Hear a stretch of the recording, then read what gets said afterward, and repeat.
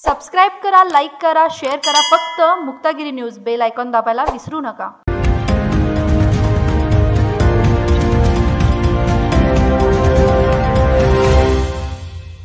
बांधकाम व्यावसायिकांच्या खर्चात आणि वेळेत बचत करणारा उत्तम दर्जाचा प्लांट म्हणजेच देसाई ग्रुपचा Mahendra ready mix concrete plant.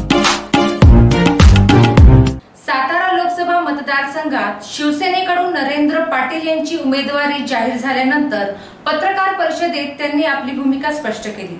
पाहूया सविस्तर वृत्तांत.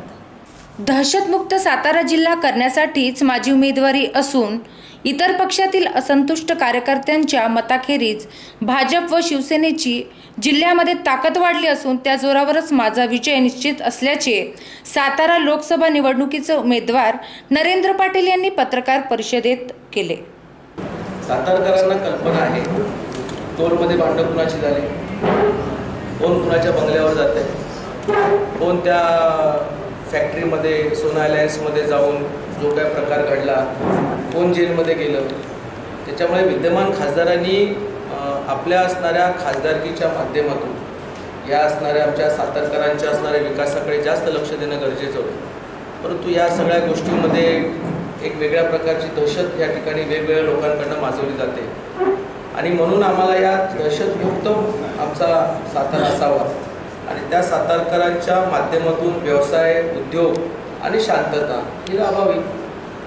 बघा, असं आहे की निवडणुकीला सामोरं जाताना नक्कीच आहे कुठे ना कुठेतरी कुठल्या तरी वेगवेगळ्या स्तरावरच्या असणाऱ्या पदाधिकाऱ्यांवरती पक्षाच्या कार्यकर्ते ज्यावेळेला अन्याय करतो त्यावेळेला नक्कीच तो व्यक्ती निवडणुकीच्या मताच्या माध्यमातून आपला विरोध दर्शवत असतो.